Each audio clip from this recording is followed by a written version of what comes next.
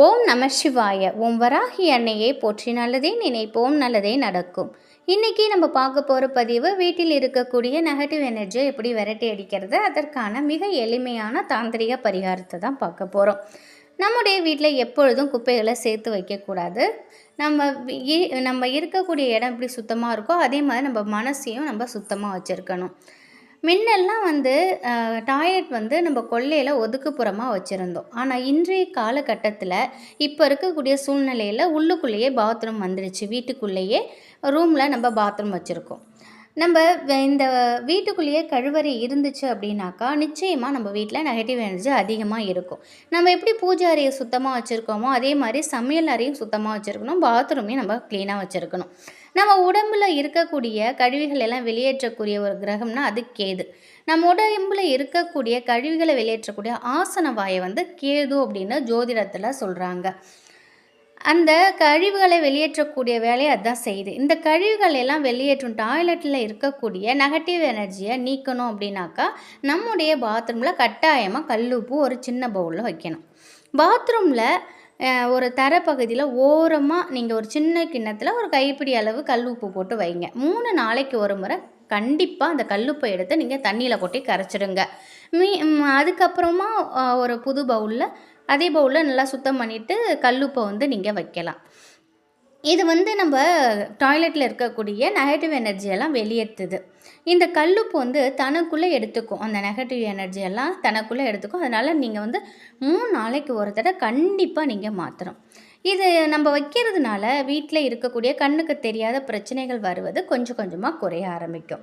இதை பார்க்குறதுக்கு சின்ன விஷயமா இருந்தாலும் நம்ம வீட்டில் இருக்கக்கூடிய பெரிய பிரச்சனையெல்லாம் சுலபமாக தீர்க்கக்கூடிய ஒரு பரிகாரம்னா அது இந்த கல்லுப்பு தான். இந்த கல்லுப்பை நம்ம பாத்ரூமில் வைப்போம், ஆனால் அதை மறந்துடுவோம்.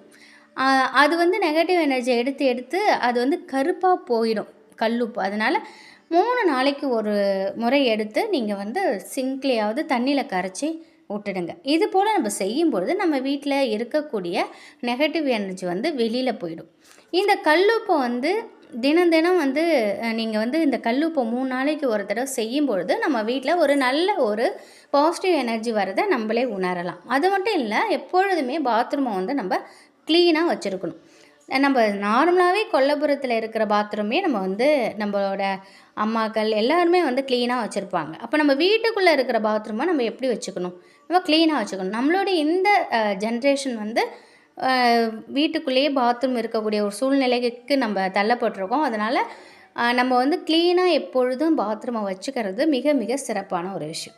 நம்ம வீட்டில் இருக்கக்கூடிய பிரச்சனைகள் தொடங்கக்கூடிய இடமே அந்த டாய்லெட் தான். அதனால் நம்ம சமையல் அறைக்கு கொடுக்கக்கூடிய முக்கியத்துவம், பூஜை அறைக்கு கொடுக்கக்கூடிய முக்கியத்துவத்தை அந்த பாத்ரூமுக்கு நம்ம கொடுத்தோம் அப்படின்னாக்கா நிச்சயமாக நம்முடைய ஒட்டுமொத்த கர்மாக்களையும் அழிப்பதற்கு இது நமக்கு ஒரு நல்ல ஒரு சிறந்த ஒரு பரிகாரம்னா அது கல்லுப்பு தான். அதனால் நிச்சயமாக பாத்ரூமில் எப்பொழுதும் கல்லுப்பு ஒரு சின்ன பவுலில் வைங்க. 3 நாளைக்கு ஒரு தடவை மாற்றுங்க. க்ளீனாக எப்பொழுதும் பாத்ரூம் க்ளீனாக இருந்தால் மட்டுமே நம்ம வீட்டில் பாசிட்டிவ் எனர்ஜி அதிகரிக்கும். பாசிட்டிவ் எனர்ஜி அதிகரித்தாலே நம்ம வீட்டில் இருக்கக்கூடிய அனைத்து கஷ்டங்களுமே போயிடும். பணம் சம்மந்தப்பட்ட அனைத்து விஷயங்களும் நமக்கு நல்ல விதமாக நடக்கும். பணத்தடை இருக்காது, வீண் விரயங்கள் இருக்காது, ஆரோக்கியமாக இருக்கலாம். அதனால் நம்ம எப்பொழுதுமே நம்ம பூஜை அறை மாதிரி நம்ம டாய்லெட்லேயும் நம்ம க்ளீனாக வச்சுக்கிறது மிக மிக உத்தமம், சிறப்பு. கல்லுப்பை எப்பொழுதும் நிறைவாக வச்சுக்கோங்க.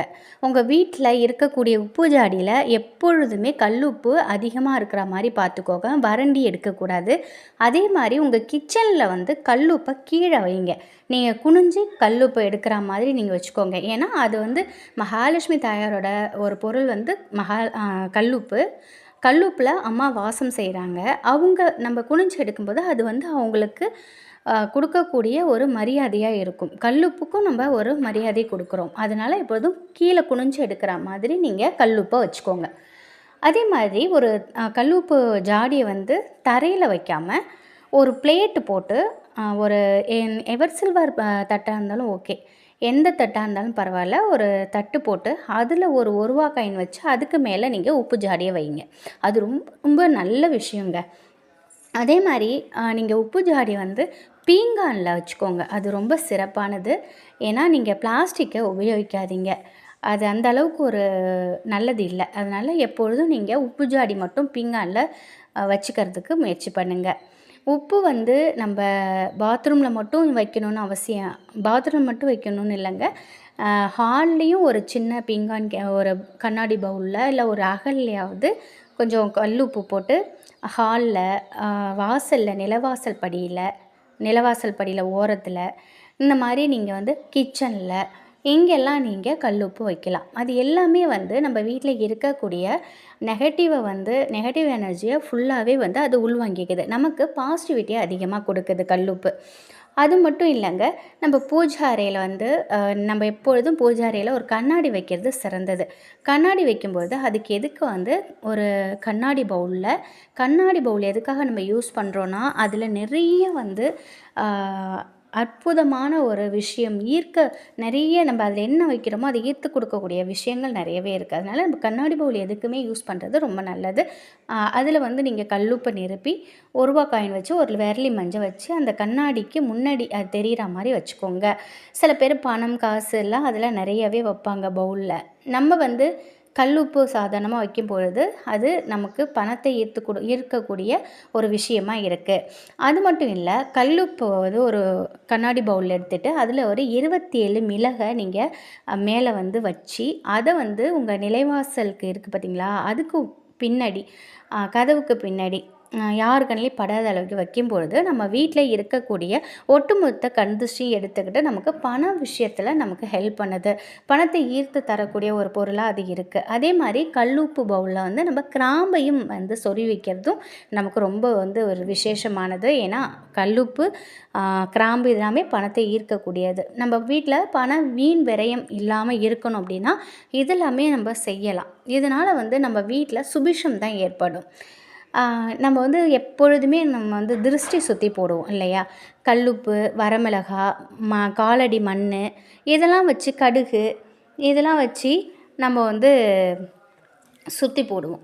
அப்போது நம்ம இது சுற்றி போட வேண்டிய சூழ்நிலை அப்போ வந்து ஏதோ வேலையாக இருக்கீங்க, இல்லை உடம்பு முடியல, அசதியாக இருக்கீங்கன்னா கல்லுப்பு இருக்குது பார்த்தீங்களா, அது ஒன்றும் இல்லை, கொஞ்சோண்டு கல்லுப்பு எடுத்து அப்படியே சுற்றி உங்கள் வீட்டில் உள்ளவங்களுக்கும் சரி இல்லை உங்களுக்கும் சரி நீங்கள் சுற்றி தண்ணியில் சிங்கில் போட்டு கரைச்சிடுங்க. இந்த மாதிரி செய்யும் பொழுதும் நமக்கு வந்து கண் திருஷ்டியை எல்லாத்தையுமே இந்த உப்பு போக்கிடுது. இதெல்லாம் ஒரு சிம்பிள் வழி தான். அது மட்டும் இல்லைங்க, கல்லுப்பை வந்து நம்ம நிறைய விஷயங்களுக்கு நம்ம பயன்படுத்திகிட்ருக்கோம். நம்ம நினச்சது நடக்கணும் அப்படின்னு நீங்கள் நினச்சிங்கன்னா பிரம்ம முகூர்த்த வேலையில் ஏஞ்சி ஒரு வெள்ளை பேப்பர் எடுத்து உங்கள் மடியில் வச்சுக்கோங்க. 2 கையிலையும் கல்லுப்பை வச்சுக்கிட்டு 2 உள்ளங்கையிலையும் தொட மேலே வச்சுக்கோங்க. கொஞ்ச நேரம் அமைதியாக உங்களுக்கு இருக்கக்கூடிய கஷ்டங்கள் எல்லாமே போகணுங்கிற மாதிரி நீங்கள் வேண்டிக்கிட்டு உங்களுக்கு இருக்கக்கூடிய அனைத்து பிரச்சனைகளும் என்ன பிரச்சனை ஆனாலும் பரவாயில்லைங்க, அதை நீங்கள் பிரம்ம முகூர்த்த வேலையில் செஞ்சு பாருங்கள். வேண்டிக்கிட்டு அந்த கல்லுப்பை வந்து அந்த பேப்பர் இருக்குது பார்த்திங்களா, அதில் நீங்கள் போட்டுட்டு கொண்டு போய் நீங்கள் தண்ணியில் வச்சு கரைச்சிடுங்க. இந்த மாதிரி செய்யும்பொழுது நம்ம வீட்டில் வீண் விரயங்கள் தடுக்கப்படும். இது போல் சின்ன சின்ன டிப்ஸ் எல்லாம் நம்ம ஃபாலோ பண்ணுறதுனால நம்ம வீடு வந்து சுபிஷமாக இருக்கும்.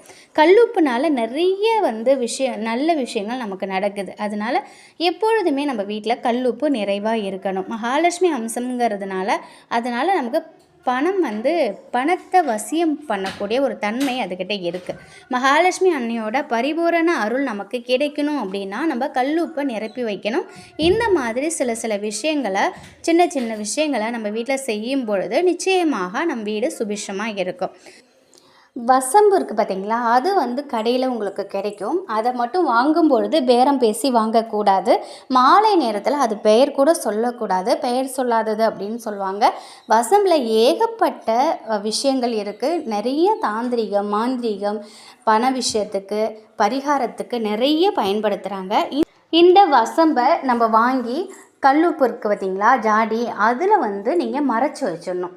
கல்லுப்பு ஜாடியில் அடியில் வந்து நீங்கள் கல்லுப்பை கொட்டுறதுக்கு முன்னாடியே இந்த வசம்பை போட்டுட்டு அதுக்கு மேலே நீங்கள் கல்லுப்பை கொட்டி வச்சுடுங்க. யார் கண்ணுக்கும் படக்கூடாது, யார் உப்பு எடுத்தாலும் அவங்க கையில் படக்கூடாது. அந்த அளவுக்கு நீங்கள் இதை மறைச்சி வச்சுக்கோங்க. இந்த மாதிரி செய்யும் பொழுதும் நம்ம வீட்டில் செல்வ நிலை உயரும். கல்லுப்பு பயன்படுத்தி எங்கள் வீட்டில் நான் செய்யக்கூடிய சில டிப்ஸை எனக்கு தெரிஞ்சதை நான் உங்கள் கூட ஷேர் பண்ணியிருக்கேன். நிச்சயம் இந்த ஒரு தகவல் உங்களுக்கு பயனுள்ளதாக இருக்கும் அப்படின்னு நம்புகிறேன். வராகி அன்னையின் அருளோடு எப்பொழுதும் உங்கள் வீட்டில் செல்வ செழிப்பு, ஆரோக்கியம், மகிழ்ச்சியும் நிலைத்திருக்கட்டும். நன்றி.